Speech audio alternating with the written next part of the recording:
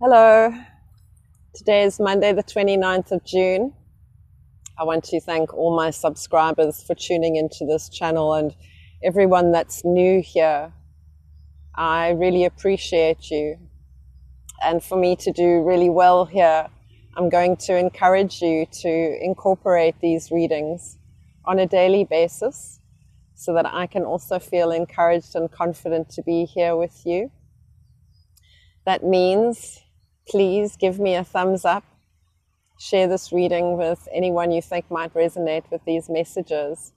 And I'm hoping to form a conscious community on this platform where we can really start sharing about the importance of introducing spiritual practices into the way that we live, communicate, and the choices that we make on a daily basis.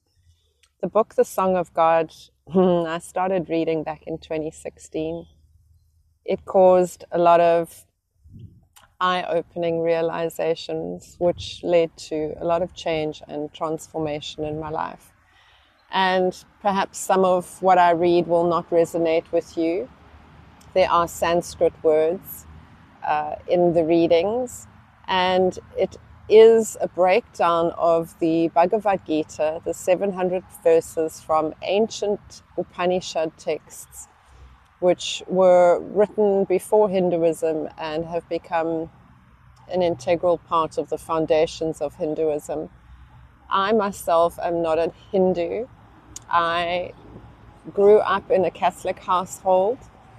I did all my confirmations, my Holy Communion.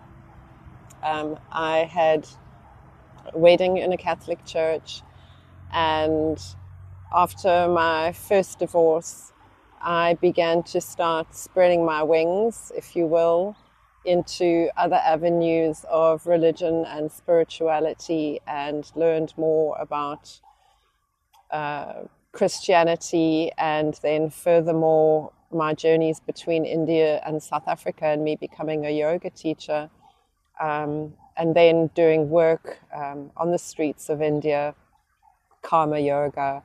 I began to become attuned to a frequency of Christ consciousness. What has happened over the years is that a lot of mainstream matrix 3D reality and Western civilization influences have been filtered out of my system, most certainly filtered out of my mind space, so that I do not draw on negative energies.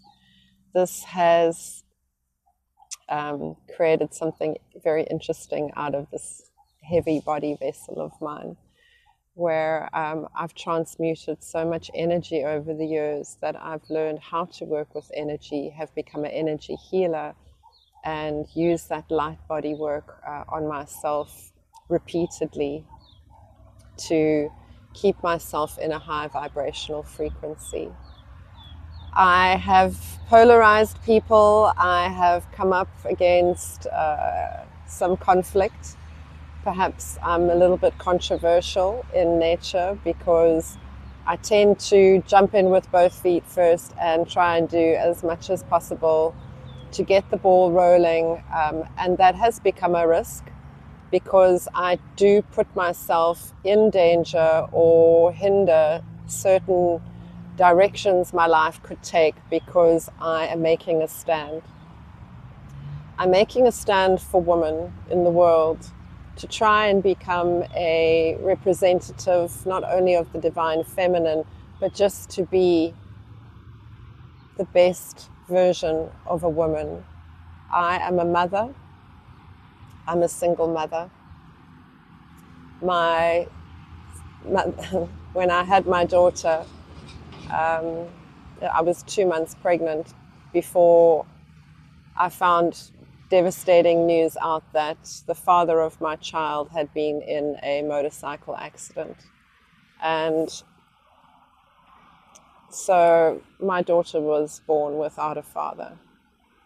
And at that time in the 90s, early 2000s, there was still this idea perhaps from Gen Z, from my generation, that I needed a husband.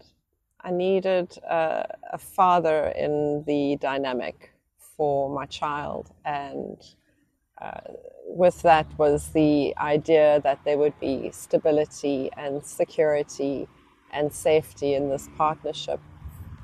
Of course, I wish that for all the partnerships that I have with men, but unfortunately I see that my ways have caused an issue because I don't follow the money.